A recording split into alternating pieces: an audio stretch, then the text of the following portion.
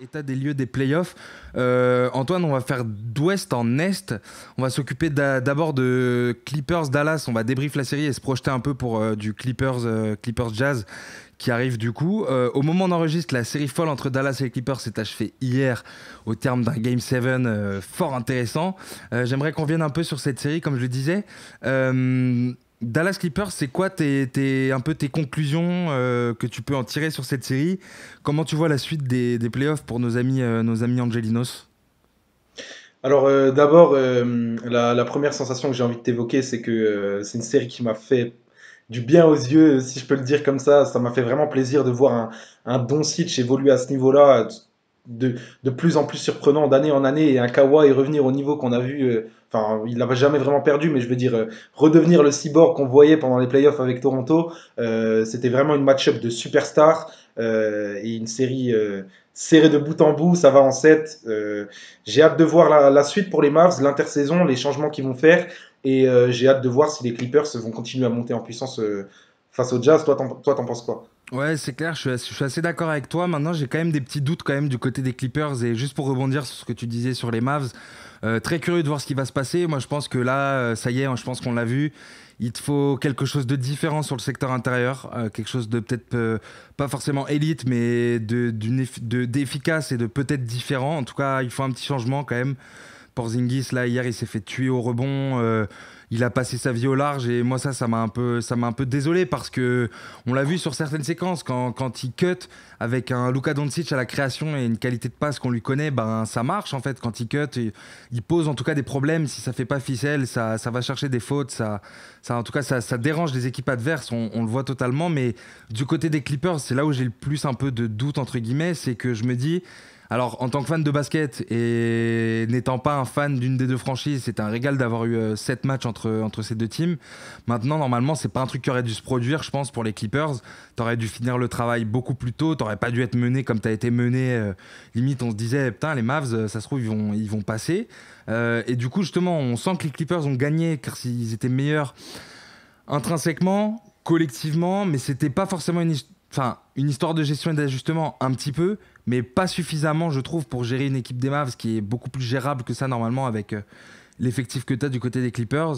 Et voilà, pour moi, ce Game 7, c'était un avertissement. Donc, il faut absolument qu'ils se réveillent un peu parce que là, tu vas t'attaquer à une équipe collective qui a un des meilleurs coachs de la ligue et qui a le meilleur bilan de la saison régulière. Donc, et surtout, une équipe qui arrive reposée et avec la blinde de certitude après avoir roulé sur Memphis en laissant un petit match. Le Game 1 sans Donovan Mitchell. Donc moi, c'est surtout des petites craintes au niveau des Clippers, tu vois, pour me projeter un peu. Mais sinon, pour débrief la série, je suis quand même content que. Alors, je suis fan des Lakers, tu vois, donc ça fait bizarre de dire ça, mais je suis quand même content qu'on n'ait pas à poursuivre le running gag de l'année dernière où on dit que les Clippers, ça casse les couilles parce que mine de rien, Kawhi, j'aime bien le joueur. Paul George, c'est pas mon joueur préféré, mais j'ai pas trop de problème avec lui. Mais sur le papier, c'est une équipe. Alors, ok, ça fait marrer tout le monde s'ils perdent une saison, mais t'as quand même envie au bout d'un moment que. Tu vois, Kawhi en playoff, on a envie de le voir aussi, quoi. Donc, puis Luka, il est encore jeune. Donc, j'ai envie de dire, c'est dans la logique des choses et je trouve que c'est une bonne chose que les Clippers soient passés. C'est une bonne chose déjà aussi pour la suite de la compétition parce que les Clippers sont quand même maintenant dans l'Ouest le clear contender, on va dire. Tu vois, je pense que si tu te projettes en finale NBA face aux Bucks, face aux Sixers ou face aux Nets, quand même la seule équipe qui peut répondre à ces équipes-là, j'ai l'impression que c'est les Clippers, tu vois. Donc je suis aussi content par rapport à ça. Après, comme tu l'as dit, c'est une série qui normalement ne devait pas aller en 7, mais tu as fait face à un Luka héroïque. Pour moi, aussi, il y a le syndrome un peu de l'année dernière, tu vois, où tu doutes, tu te fais sortir en 7 par les Nuggets. Tu avais déjà douté contre les Mavs, et cette année, bis repetita, tu ne retrouves pas tes repères que tu avais durant la saison régulière avec ton adresse. Tu changes de 5 majeurs durant la série. Paul George, du mal à se mettre en rythme. Et en face, tu as un Luka qui, lui, regarde dans les yeux Kawhi Leonard. Il le regarde dans les yeux du début à la fin de la rencontre. Et pour moi, c'est en ça, du coup, que tu as passé les Mavs, tu as passé, je pense, l'étape la plus dure, l'étape mentale qui t'empêchait en fait de jouer vraiment ton jeu contre les Mavs et qui t'empêchait de bien les défendre, etc. Je pense que Paul George, ça va le libérer d'avoir passé cette série. Je pense que le collectif aussi va petit à petit se libérer. Et du coup, je pense que ils vont arriver contre le Jazz avec plus de sérénité. J'ai juste envie de revenir sur ce que tu as dit sur Porzingis au tout début. Quand même, toi, je sais aussi que tu fais partie des mecs que ça énerve. Ces intérieurs qui passent leur vie au large, qui se prennent Bah, pour quand des quand arrières. c'est efficace, moi, Qui... ça me pose pas de problème. Le problème, c'est que là, Porzingis, son utilisation est Ouais, mais là, catastrophique. C'est-à-dire justement, en fait, que c'est trop. Le type fait 2,21 m et n'est jamais sous l'arceau, ne prend pas il un s'est fait rebond. souiller au Il, rebond. Hier, au rebond, il a laissé des rebonds offensifs à la fin, là, qui ont fait mal, genre. et puis, il se fait défendre par qui sur le match? Sur certaines séquences, ok, c'est Zubac. Mais sinon, C'est sinon c'est Batum. Patrick Beverley ou Nicolas Batum.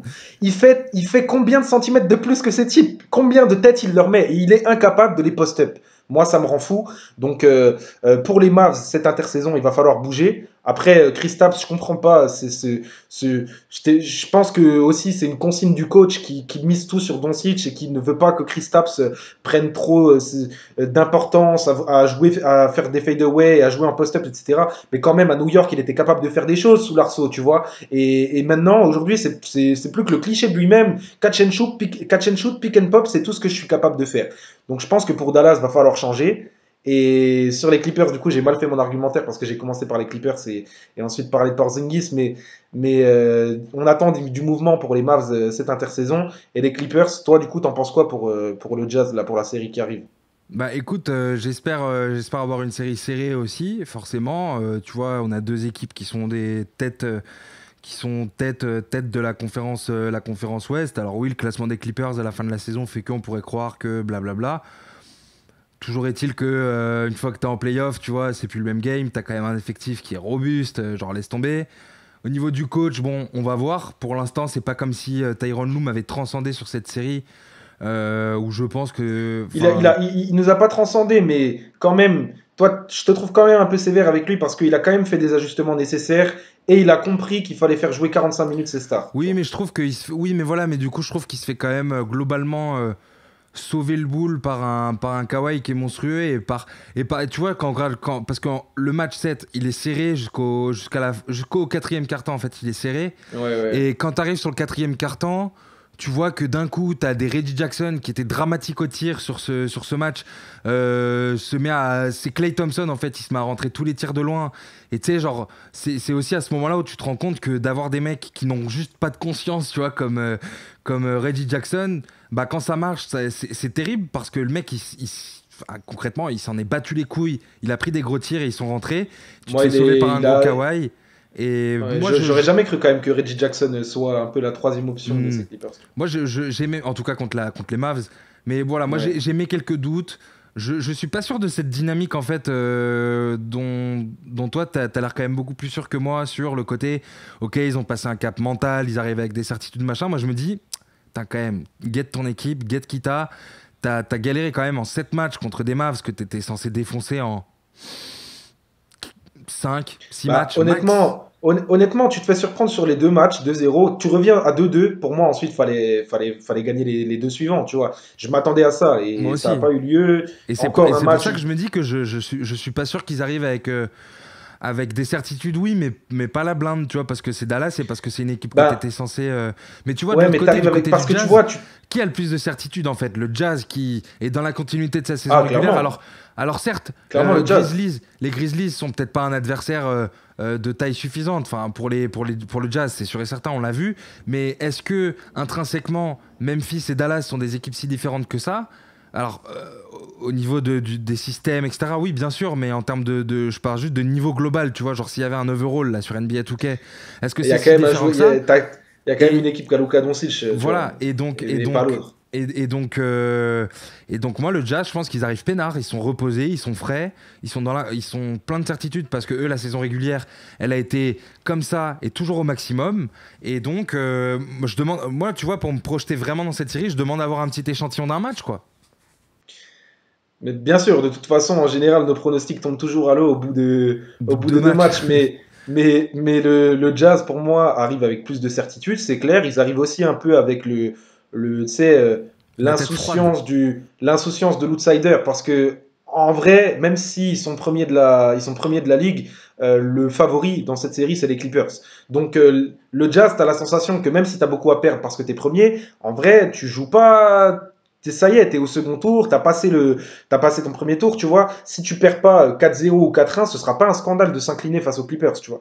Donc, ok, le Jazz a plus de certitude, ok, le Jazz arrive avec sans pression, mais pour moi, les Clippers, je te répète, euh, cette étape-là, tu vois, tu t'es tellement fait peur contre les Mavs à perdre ce Game 5 et même au Game 7 face à un Luka qui met 46 points, tu t'es tellement fait peur, ça ressemblait tellement au scénario de l'année dernière en fait, Hmm. ça y est, tu vois, ça y est, ça s'est pas Moi, fait. j'ai Du une coup, question pour toi. J'ai une question pour toi que je peux poser pour les deux équipes, c'est-à-dire autant pour le Jazz que pour les Clippers. C'est un scandale pour une des deux équipes si tu passes pas, parce que d'un côté, tu as quand même le Jazz qui bute pour en les Clippers, playoff ouais. depuis des années, mais en même temps, on sait qu'ils ont pas non plus. Enfin voilà, on a quand même cette sensation qu'il leur manque un petit quelque chose pour aller jusqu'au bout. Mais en même temps, ils sont dans la continuité de quelque chose et ce serait relou pour eux qu'ils échouent encore une fois. Mais de l'autre côté, tu as des Clippers qui sortent de l'année dernière, je veux dire, d'un fiasco. Là, les Clippers, j'ai l'impression que c'est scandale si tu vas pas jusqu'au final NBA, quoi. Bah, pour moi, alors je vais faire sauter de sa chaise notre collègue Paul Roy, fan du Jazz, mais pour moi, le Jazz, si tu t'inclines face aux Clippers, là, c'est pas un scandale. Parce que C'est relou quand euh, même. c'est relou, parce Parce que. que qu'est-ce qu'on va dire à Mais, la fin de la saison? On mais va dire comme tous les honnêtement, ans. attends, Ah, bravo, Hugo. belle saison. Non, mais Vous attends, faites des oui, bons ok, mais playoffs, mais ça se fait. Il manque quelque chose, tu vois? Mais est-ce qu'on sait pas depuis le début que ça va être ça, sincèrement? Bah, Ok, moi, je demande à voir. Je demande à c'est peut-être voir. malhonnête de dire ça, mais est-ce qu'on sait pas que l'effectif du Jazz a des limites et qu'on a tous du mal à le voir aller en Ouais, finale mais NBA ou être un. le mental des Clippers nous a prouvé que des fois, ils sont très particuliers. Et moi, je te dis, moi, il y a une Mais soupe là. Moi, justement, je vois une le soupe mental de. des Clippers très particulier, mais après avoir passé ces Mavs-là avec un Luka héroïque, maintenant tu fais face à une équipe qui n'a aucun joueur plus fort que Luka. Tu fais face à une équipe certes qui a des Non, mais certitudes et qui Donovan a en playoff, un c'est sale quand collectif. même. C'est moins ça, c'est pas la même chose que Luka. Non, mais c'est sale Mais quand même. ouais, mais tu peux nettement plus le défendre que Luka. J'y crois vraiment. Je crois vraiment que Kawhi et Paul George sur lui, Donovan va avoir des matchs beaucoup plus compliqués. Et il va avoir des matchs où il sera en feu et il va peut-être faire gagner le Jazz, mais il aura des matchs où il sera bloqué. Et il va falloir qu'il compte sur ses partenaires, tu vois. Et même si tu as un collectif pléthorique et tout, je pense que les Clippers sont aussi un collectif très profond. Et je te le dis, pour moi, ça va être une libération de passer au second tour. Et j'espère que Kawhi va continuer sur ce mode cyborg. Et pour moi, le Jazz n'a pas les moyens de répondre à Kawhi Leonard. Et même si tu as Rudy Gobert, Mike Conley, Bogdanovic qui peuvent gêner les Clippers, parce qu'en plus, Gobert peut faire chantier, je pense qu'il y a une différence il y a une différence de niveau entre les deux équipes quand même. Moi, tu vois, je sais pas. Et j'ai envie d'avoir une série longue et je pense que, au-delà de mes envies, je pense que c'est ce qui va se passer. Genre, ça va être minimum 6 matchs en fait. 6 ou De 7 matchs. toute façon, je vais prendre du plaisir à voir. Je vais prendre du plaisir à voir que je me suis trompé aussi dès les premiers instants. Mais ouais, j'espère une série en tout cas. J'espère que les Clippers ne vont pas. Minimum 6 matchs. Puis c'est pas déconnant, hein. Oh. On a Ah ouais, deux non, équipes minimum quand 6 même. matchs. Tu vois, le Jazz, c'est pas un scandale. Par contre, si tu te prends 4-0, 4-1, c'est moche. Ah, C'est ça pas bon, casse tu les vois. couilles quand même, hein. Et en revanche, si les Clippers perdent contre le Jazz, et même si c'est 4-3 et sur un buzzer beater, c'est un scandale. Pour Ah moi. bah là, mon gars, tu te poses des grosses questions cet été, hein. Ok, bah écoute, Pour moi les Lakers ne sont plus dans le tableau. On va parler des Lakers là. Et ben pour moi, les ouais, Clippers, finale NBA ou rien. on va enchaîner la série Suns-Lakers, du coup, justement, qu'on va débrief et se projeter un peu pour la série des Suns face aux Nuggets. Mais juste pour conclure là-dessus, c'est vrai que ça va être un sacré boxon. On a hâte de voir. Prono, bah, allez, je suis quand même d'accord avec toi. Je pense Clippers en 6 ou 7, mais Clippers. Toi, Moi, pareil. je vais te dire Clippers et je vais te dire en 7 avec un Jazz qui parvient à les gêner et les Clippers qui doutent encore, mais qui gagnent sur un Kawhi exceptionnel. Hmm. Ok, du coup, tu m'as fait le petit alley-oop que j'ai plus qu'à écraser dans l'arceau sur la série des Suns Lakers. Bon, déjà, c'est le moment où je pleure du sang, mais au-delà de ça, j'ai envie de faire un premier truc déjà, tu vois, avant de taper un peu sur mes Lakers, c'est de féliciter les Suns parce que, mine de rien, même s'ils font une très grosse saison régulière, qu'ils arrivent avec une équipe très forte, avec Chris Paul, Devin Booker et tout, quand le tableau, enfin quand le bracket de playoff se dessine et qu'on voit cette confrontation, on se dit que les Lakers sont favoris. Et, et très vite, en fait, on se rend compte que ça va être beaucoup plus compliqué que prévu. T'as les blessures. Mais tu vois, moi, j'ai même pas envie de parler trop forcément des blessures et tout, parce que les Lakers ont vraiment été mauvais et les Suns ont vraiment été bons, quoi. Genre, j'ai envie de faire deux trucs. C'est bravo les Suns. Ça fait chier en tant que fan des Lakers, mais bravo les Suns parce que de toute façon, quand tu regardes les matchs visuellement, tu peux pas faire autre chose. Si t'es fan d'aucune des deux équipes, tu fais putain bien joué les Suns.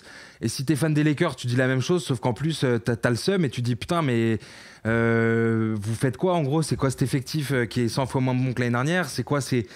Il y a DeAndre Ayton qui fait chantier, Dennis Schroeder qui craque complètement la veille d'un match décisif. Enfin, qu'est-ce qui se passe en fait du côté des Lakers?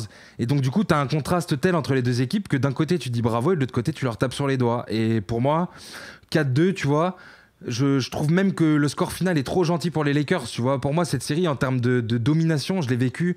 Tu vois, genre à la fin, il y aurait dû, pour moi, c'est un 4-0 ou un 4-1, tu vois, en termes de baffe que tu te prends, quoi. Parce que les Lakers en prennent deux. C'est énorme, en fait, qu'ils en prennent deux dans le contexte qu'on a vu avec des Anthony Davis blessé.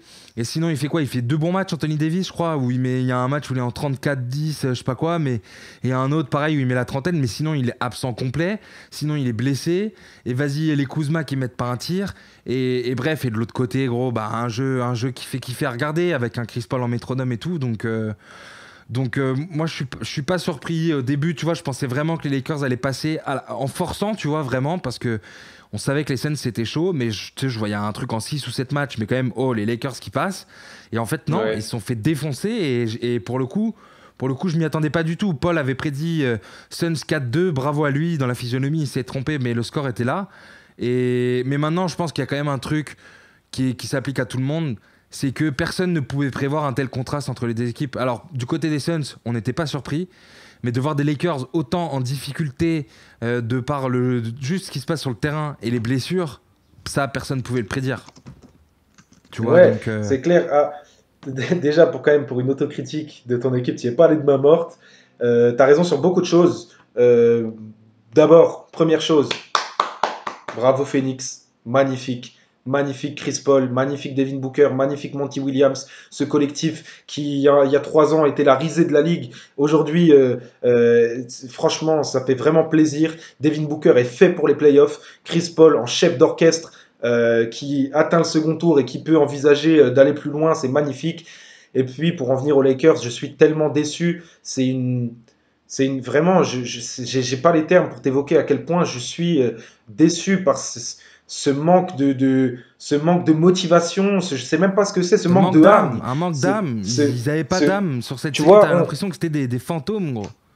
on a déjà parlé de l'intersaison des Lakers, toi et moi, et on est d'accord tous les deux pour dire qu'il n'y avait pas besoin d'autant de mouvement. N'empêche qu'à la fin de l'intersaison, t'abordes quand même la saison en prétendant au titre, en clair prétendant au titre. Et avant les blessures, ça roule, l'effectif roule, LeBron est en forme, Davis, il faut qu'il revienne, ça prend du temps, mais je veux dire, tu penses que Ah tu bah, es tu dans les t'attendais pas favoris à ce pour qui le allait se titre. passer Tu derrière, hein. tu t'attends à aller, tu vois, quand il y a le transfert de James Harden à Brooklyn, tu te dis, oh my god, ils font ça pour défier les Lakers. Tu te dis pas qu'ils font ça pour, tu vois. Et, et, et au final, il y a les blessures de LeBron et t'es jamais revenu. T'es jamais revenu. J'ai l'impression que le body language des Lakers, les rotations de Frank Vogel, le recrutement de Drummond, c'est, en fait, t'as tenté des paris et t'es jamais Aucun ne s'est vraiment avéré revenu dans vraiment cette payant, saison. Tu hein. vois. Aucun ne s'est Parce que avéré payant et quand tu compares les mecs que t'as installés et les mecs que t'as perdus, bah désolé, déjà le duo d'intérieur Javal McGee, Javal, ouais, c'était parfait pour être derrière Anthony Davis, pour faire le sale boulot. T'avais de la verticalité, t'avais des mecs capables au de final, défendre, des mecs capables de casser les couilles en attaque. Au final, tu te au retrouves avec un final, t'as pris Montrezl qui fait une saison régulière, mais en playoff, il n'existe pas. T'as Drummond André qui vient. Drummond, on va dire que je fais une fixette Il sur prend André des rebonds, Drummond, mais voilà. mais honnêtement, moi je trouve que c'est. En Il fait, fait dès un le bon moment où les match. Lakers l'ont pris, De mémoire sur la série, il fait quand même un bon match où genre il est relou, il est avec des bons pourcentages au tir. Mais c'est il tout, est- c'est tout. Drummond est une bête physique et il peut être relou souvent, mais même quand il est bon, moi je le trouve mauvais. Parce que une match-up, C'est un c'est point une mort pour son mismatch équipe. défensive, c'est une mismatch défensive très souvent parce qu'il il comprend pas en fait. Il se place pas correctement. Il met toujours la main là où il faut pas mettre la main. Il se fait toujours siffler des fautes bêtes.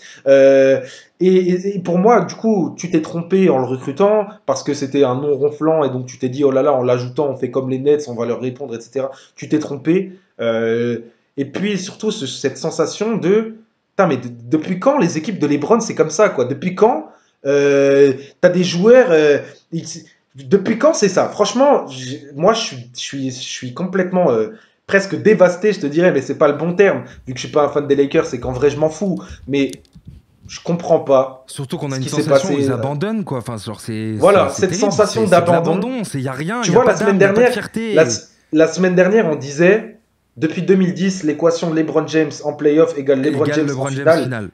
elle se vérifie. Honnêtement, on disait que c'était des arguments de tweetos, mais c'est difficilement irréfutable de dire ça, tu Ah vois. bah là, cette Et, saison. Mais il y et a quand même là, un concours de circonstances qui est, tu vois, genre, je suis d'accord avec toi. Les Lakers ont fait plein de trucs. Enfin, tu vois, genre, l'organisation des Lakers dans son ensemble a fait des mauvais choix, n'a pas eu un mindset adapté pour les playoffs. Surtout qu'on le sait, quand tu sors d'un titre, t'as moins la dalle que l'année précédente, etc., etc. Bref, il y a une soupe. mais Il y a une soupe de trucs. justement, quand t'es LeBron James, Mais, j'y crois pas, mais tu ça. vois, moi, ce qui me dérange encore plus, c'est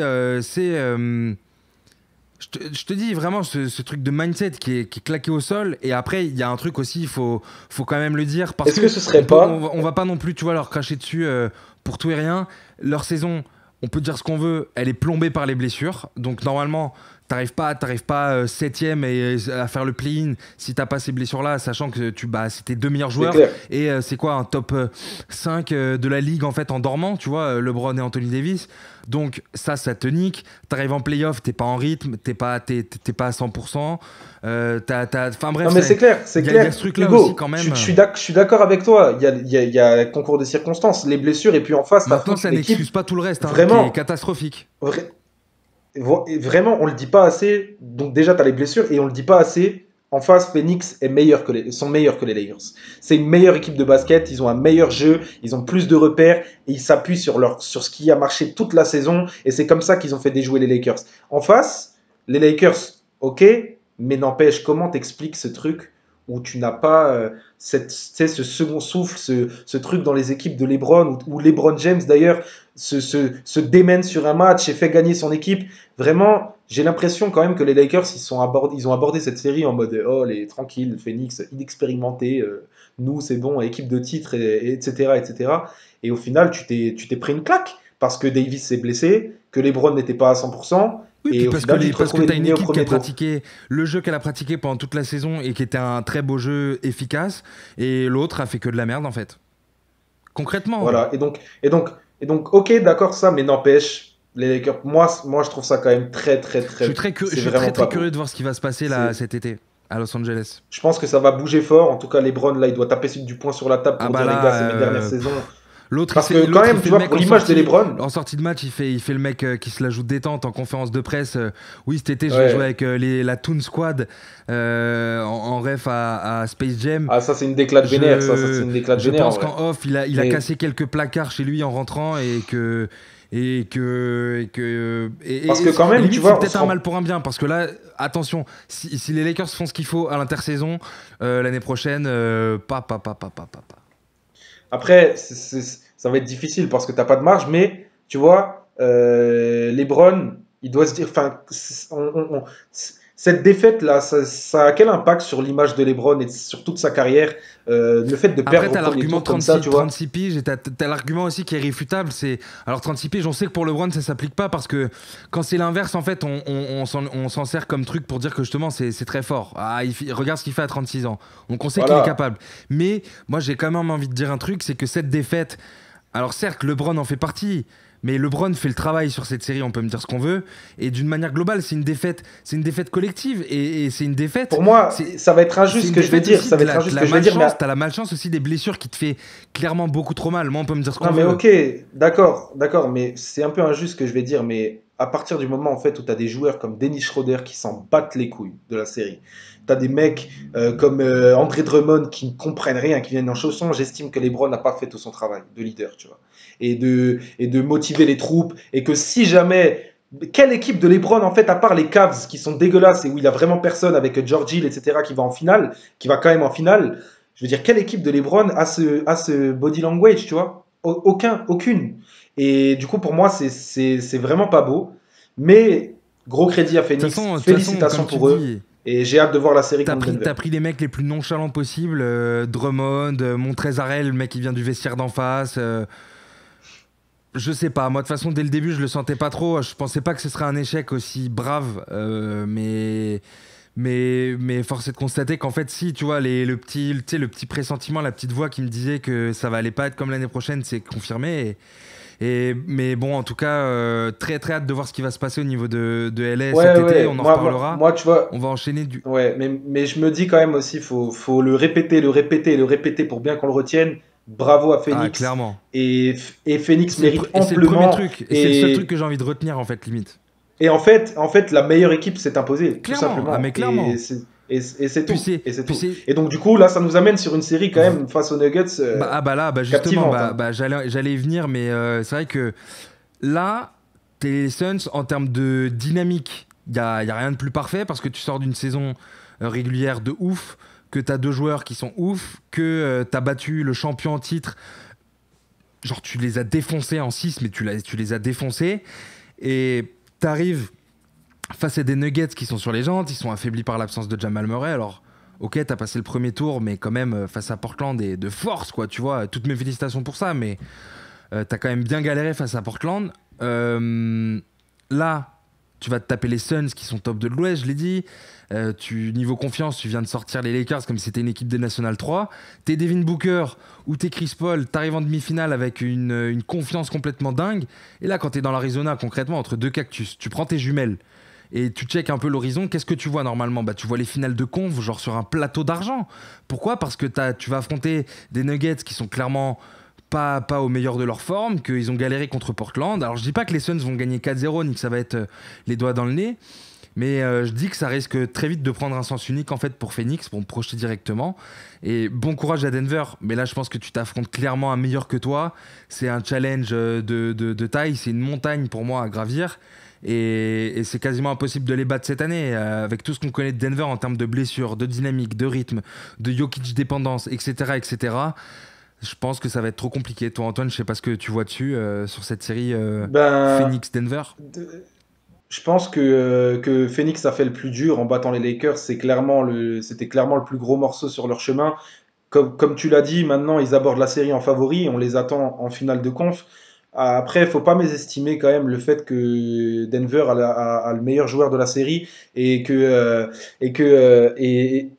Denver est une équipe toujours dans le coup. Quoi qu'il arrive, toujours dans le coup. Même s'il y a blessure, même s'il y a problème de Jokic dépendance, etc. Tu peux me dire tout ce que tu veux. Denver trouve toujours des solutions pour s'ajuster, réussir à être là où on les imaginait pas. Donc je pense que Denver va se battre et va causer Oui, mais tu du tort vois, à Phoenix. vas-y, vas-y.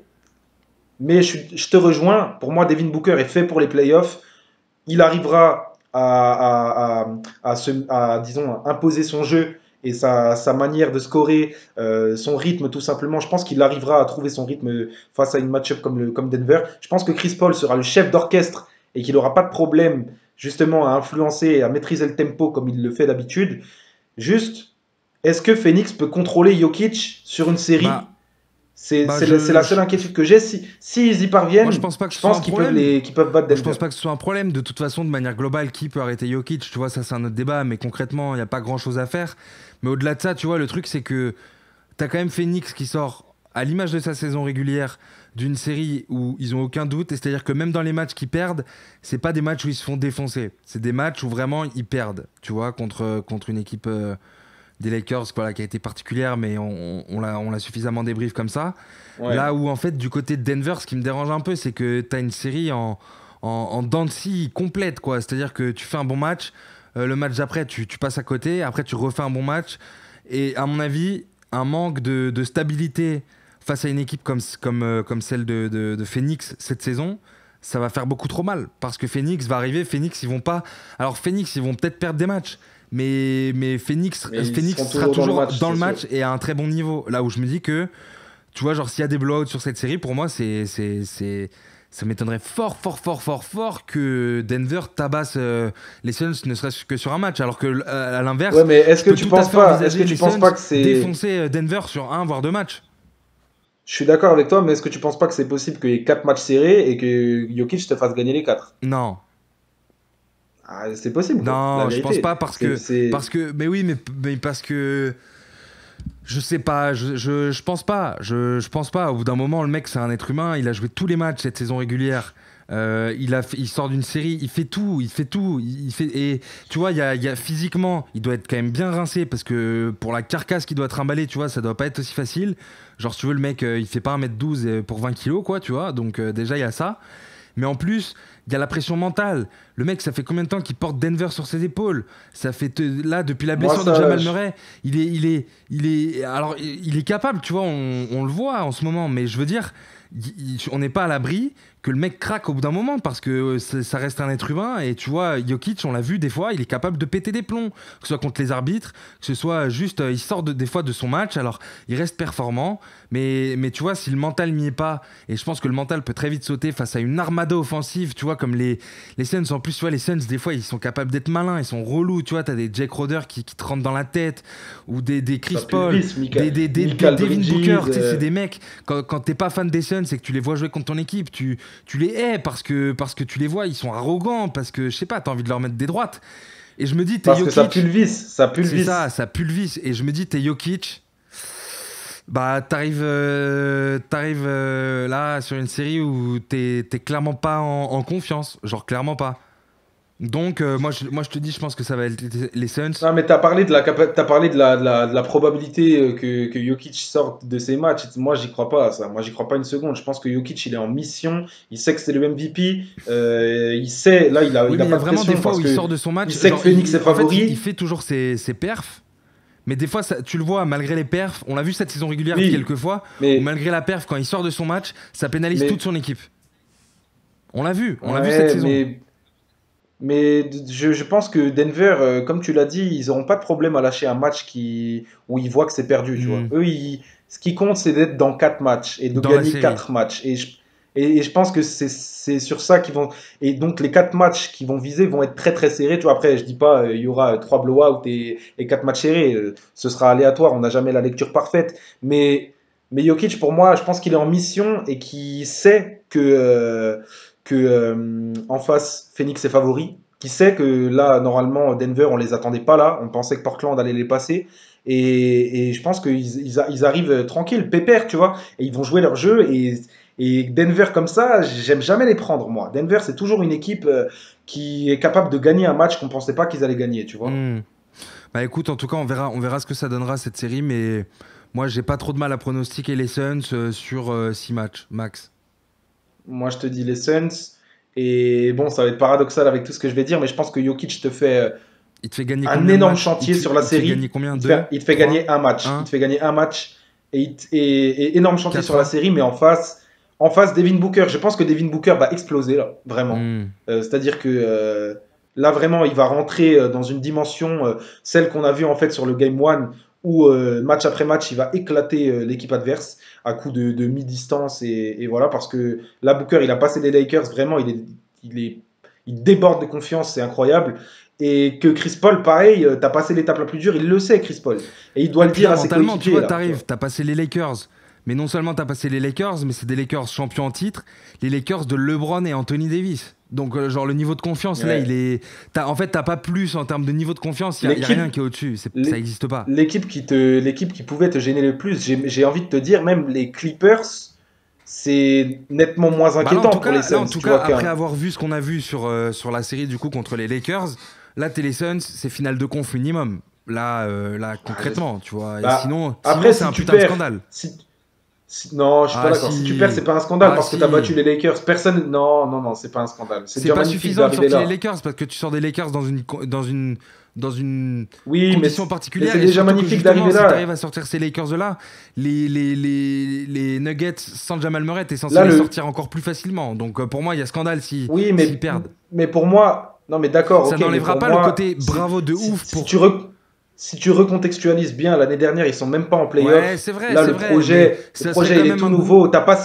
t'as passé le champion en titre au premier tour. Oui, mais ça laisserait Ton oui, mais projet est déjà justement, une tu vois, réussite ça pour le laisserait un moment. goût amer. C'est-à-dire que pour moi, ça serait C'est un, tu sûr. sais, pour moi, ce serait un 50-50. Tu te dis, regarde, putain, le gap qu'il y a entre cette saison et la saison précédente. Ah, tu tapes les Lakers de LeBron et AD, champion titre, nanana, mais tu perds face à Mais Denver sur une roue. Ça il y ferait aura, il chier. y aura une Il y espèce aurait un contraste d'amertume, c'est bizarre, en sûr. fait. C'est sûr qu'il y aurait une espèce d'amertume. Mais quand même, pour moi, tu perds et tu te dirais, l'année prochaine quand Hmm. même. L'année prochaine, qu'est-ce que ça va être? Tu vois ce que je veux dire? C'est pas en mode, oh là là, c'est dégueulasse, scandaleux, etc. C'est en mode, il y a plein de belles promesses pour la suite. Ok. Écoute, bah, curieux de voir. En tout cas, on est d'accord. Hein. Toi, tu dis 4-1. Moi, je dis 4-1 ou 4-2 max. Donc, on est d'accord sur cette série aussi. Donc, ce qui nous donnerait, du Ouais. coup, si nos pronos sont exacts, un Clippers Suns en finale de conf. Suns, Et c'est ce qui paraît le plus logique, magnifique. sincèrement. Donc voilà. Puis, ça serait une belle série, ça aussi. On va passer Et à si c'est l'Est. Utah-Denver, je suis preneur aussi. Moi, moins quand même, parce que je pense que là, pour le coup, il se ferait rouler dessus. Et pour le côté compétitif, j'aimerais mieux que ce soit Suns Clippers. Ah, c'est clair, mais je veux dire, pour la série Utah-Denver, elle m'intéresserait Ah pareil, oui, mais je veux oui. dire, après, en finale NBA, je crois à aucune. Enfin, de toute façon, moi, je pense qu'en finale NBA, il n'y a que les Clippers qui peuvent Qui peuvent sortir de espérer quelque l'Ouest, ouais. chose. Ouais, ouais, ouais. J'ai tendance à être assez d'accord. Après, franchement, attention aux Suns, tu vois, genre, on sait jamais, tu vois, mais... Moi, je pense que les Suns, même s'ils ont une équipe vraiment avec un jeu extrêmement bien huilé, en finale NBA, si tu fais Ah face à bah des là, de toute Giannis, façon, là, des on KD, va enchaîner etc. à l'Est, on va parler d'une série d'abord, mais d'une autre en dernier, Tu où vois, il y a du si monde. tu fais face au. Là, ok, bon, on va On va, enchaîner, on, je va veux pas on va spoiler, enchaîner, tu sais quoi, mais on va se la garder en let's plus, go. justement, donc dans l'ordre, on va se faire Philly Atlanta d'abord, parce que, bah, c'est vrai que là, le Game 1 était hyper intriguant. Là, pour le coup, Ouais. intriguant de ouf. Donc, il y a les stats à l'écran. Donc, c'est les stats sur un match. Ça vaut ce que ça vaut, mais voilà. Mais les Sixers, je regardais les stats, vraiment toutes les stats. Les Sixers, dans quasiment tous les compartiments du jeu, ils étaient au-dessus. Plus d'interceptions, plus de contres, meilleur pourcentage. Par contre, là où les Hawks ont eu l'avantage, vraiment, et qui pour moi a peut-être fait aussi un peu la différence, c'est deux choses.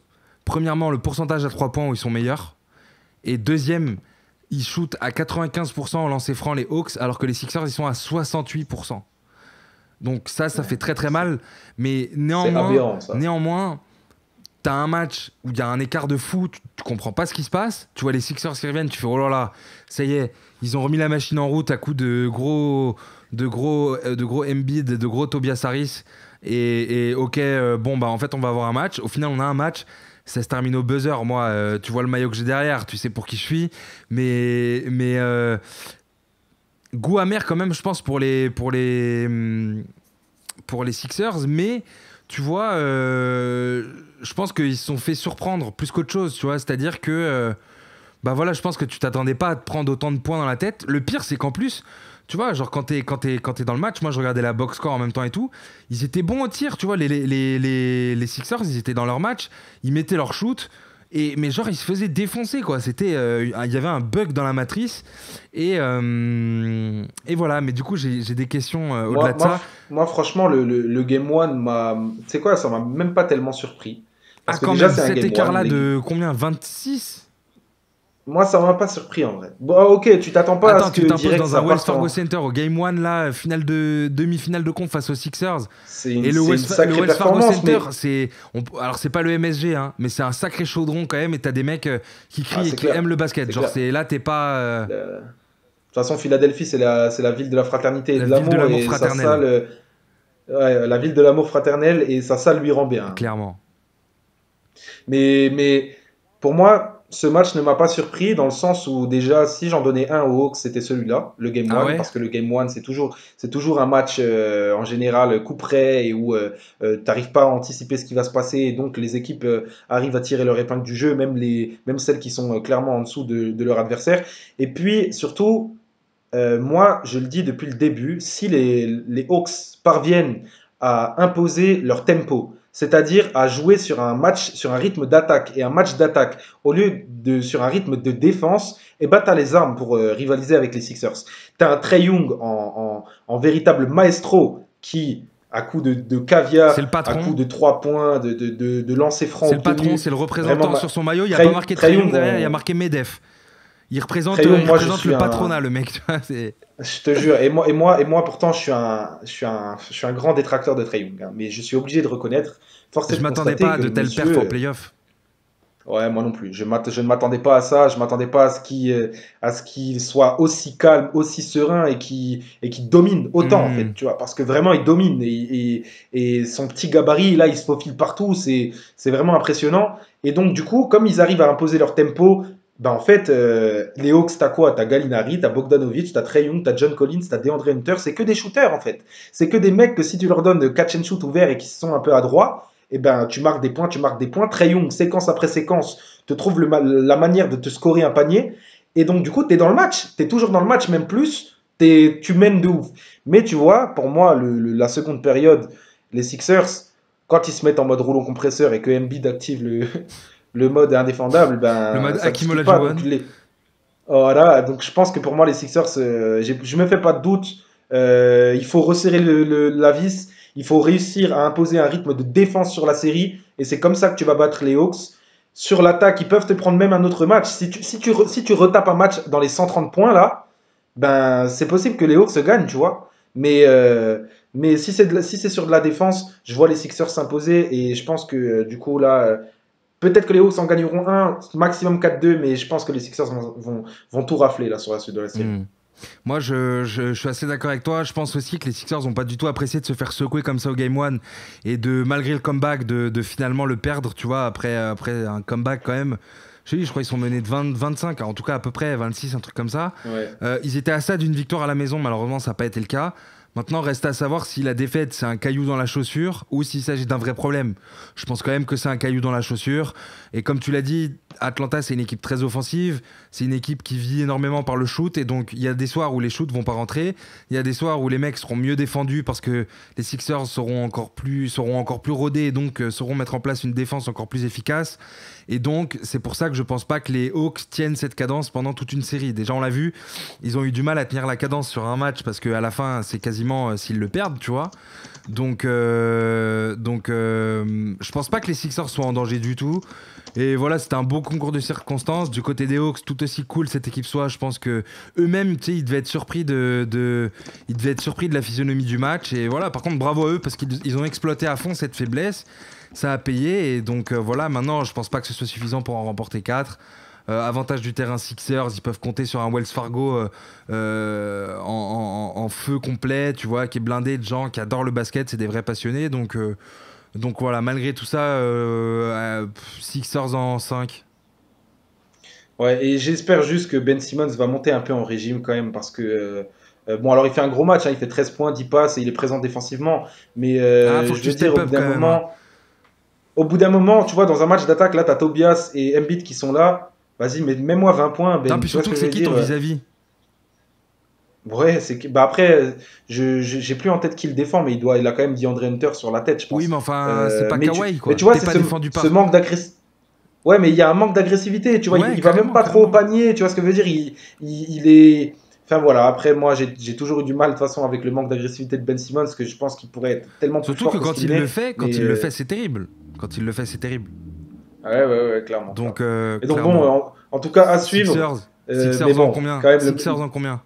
5? là, moi, je te dis, il gagne les 4 là, Ouais, dessus. sweep, Sixers en 4. sweep, terminé. Ouais, Gentleman je suis sweep. d'accord. Et Trae Young va faire des matchs magnifiques, mais je pense que là, t'inquiète, les prochains matchs, ils seront à 105 points, ils seront plus à 130. Tu Hmm.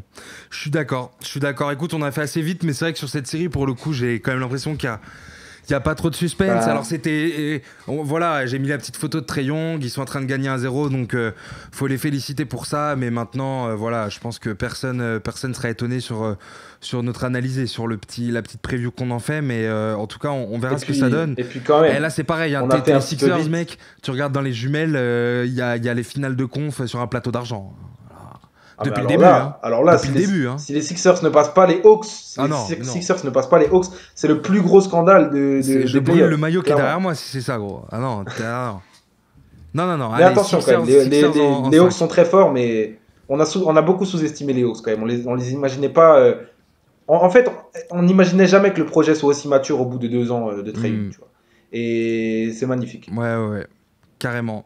Mais bon, là quand même, on a fait vite aussi sur cette série parce qu'on passe quand même Ah à bah un sacré là, main event. on va se taper un sacré steak et il y a encore, faut qu'on parle de Boston et tout derrière, oui, de ce qui se passe à Ouais. Boston, mais Milwaukee, Brooklyn, on a eu le Game 1 qui s'est déroulé, du coup ça s'est fini 115-107. Les petites stats sont à l'écran, voilà, au niveau des pourcentages, mais j'ai même pas trop envie de m'attarder là-dessus, mais série intrigante de fou. Alors, je vais te dire ce que je me suis noté et je te laisse la parole. Donc déjà, bon, le main event de ces demi-finales de conf, merci pour ces petites notes très intelligentes. Est-ce que ce serait pas le main event des playoffs tout court? À voir qu'est-ce qui se passe à l'ouest et quelle est la finale. Mais en tout cas, c'est un Ouais. potentiel main event des playoffs, clairement. Mm. Mais, mais tu vois, c'est terriblement excitant, mais à la fois c'est terrible parce que bah, y a une des deux équipes qui va devoir s'incliner, quoi, seulement au deuxième tour.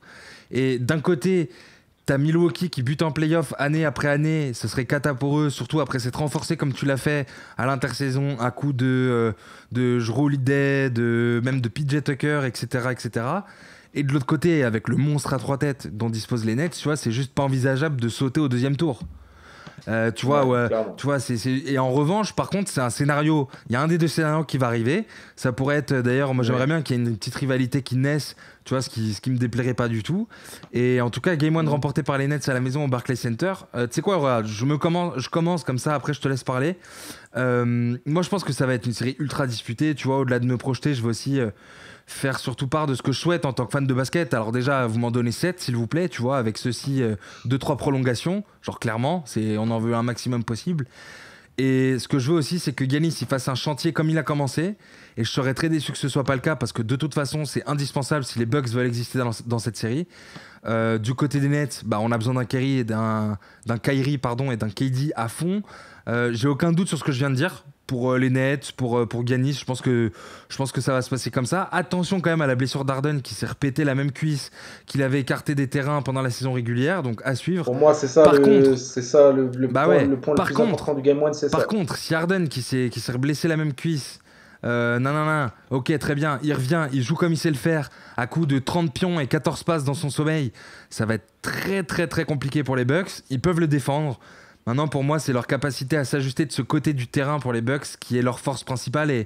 Mais sachant que si tu l'exécutes pas à la perfection, t'as aucune garantie. Et donc, j'ai l'impression que tu as plus de marge du côté des Nets. Je les vois s'imposer en se battant, mais sans trop forcer non plus, en fait, comme ils savent le faire. Et donc, voilà, tu vois, pour moi, si les Bucks arrivent à exécuter une défense de ouf, on va avoir une vraie série. Sinon, il y a moyen que ça aille vite, en fait, limite, tu vois. Genre, c'est terrible, mais toi, tu vois quoi sur cette série?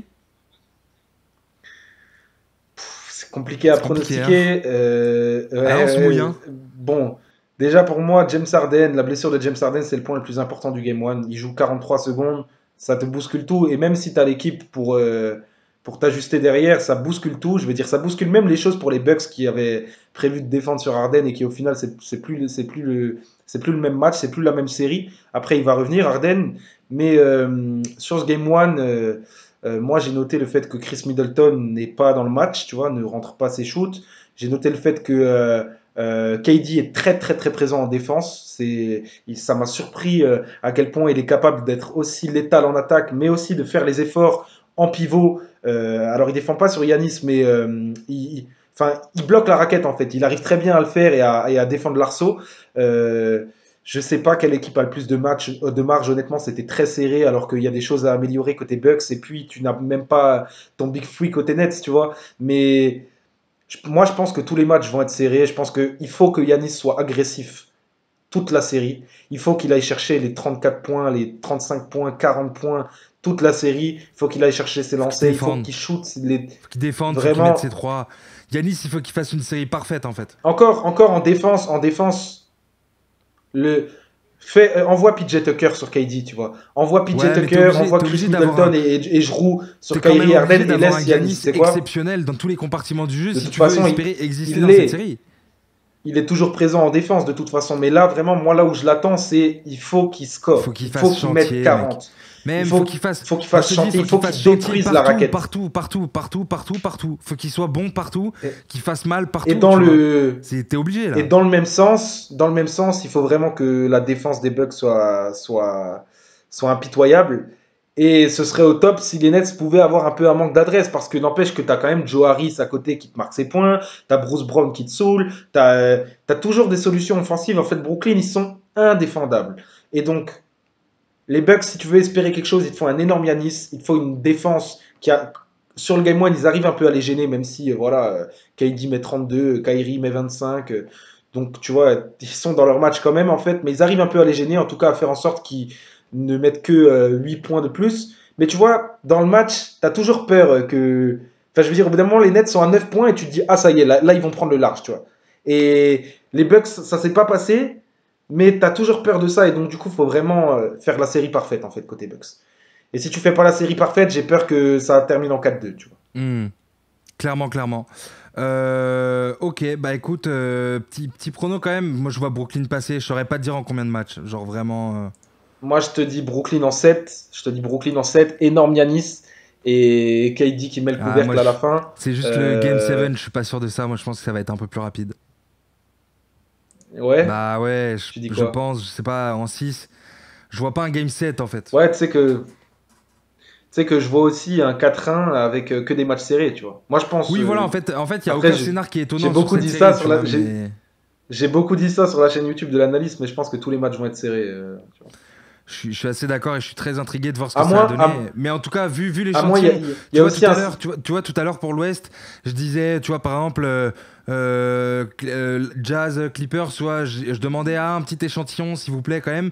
Là, on l'a l'échantillon et de ce que j'ai vu, ça a l'air quand même trop compliqué pour les Bucks, tu vois, et c'est juste ça qui me fait peur. C'est juste. En fait, c'est Et c'est juste. terrible Tout, parce tout est que juste. t'as une Et équipe qui est parce qu'il faut que ce soit monstrueuse, mais parfait. c'est juste que Mais les il faut Nets que en ce soit fait parfait. là c'est David contre Goliath quoi. C'est y a pas, tu peux pas faire meilleure Après, équipe. Les Bucks, ils ont une sacrée équipe, mais je veux dire, vraiment, pour espérer, il faut un alignement des planètes Ah mais incroyable là pour espérer quoi que ce soit. clairement. Et bon, alors, après, tu vois, il y a aussi les scénarios de match. Moi, je vois bien, par exemple, un blowout des Bucks sur les Nets. Genre où les Nets, dès le début du premier quart, il n'y a pas d'adresse, tu rentres pas tes 3 points. Les Bucks, t'as Yanis qui roule. Et donc, du coup, genre, direct, tu prends 20 points d'avance et les Nets, ils lâchent le match. Mais je pense que les trois Gus, là, bon, même si Harden joue pas, les deux Gus, en fait, KD Ouais, est trop surtout fort. qu'Arden on sait pas quand KD il va est. revenir, tu vois. Donc ça se trouve il revient là Ouais, game ouais. 2 putain la sauce. Ah là mon gars, Ouais, mais même, tu vois, moi, je vais te dire, argument de fanboy tweetos, en fait. Mais KD est trop tiens fort. là tu regardes KD, tu peux rien faire contre lui. le jour où Harden y revient, tiens barbecue, Biggie. Gucci. Quelle sauce voulez-vous, messieurs, tu vois, genre, parce que Ah, là, ça va être une sauce terrible, tu vois. C'est ouais, ouais, sauce ouais. En plus, piquante. il va, Putain, j'avais il va- préparé le running gag, mais j'avais oublié de le faire. Mais voilà, je le place ici. Mais écoute, on va voir ce que ça donne. Moi, je dis avantage Brooklyn, mais très très hâte de voir ce que ça va donner. On en a fini pour les playoffs. On va enchaîner du coup très rapidement.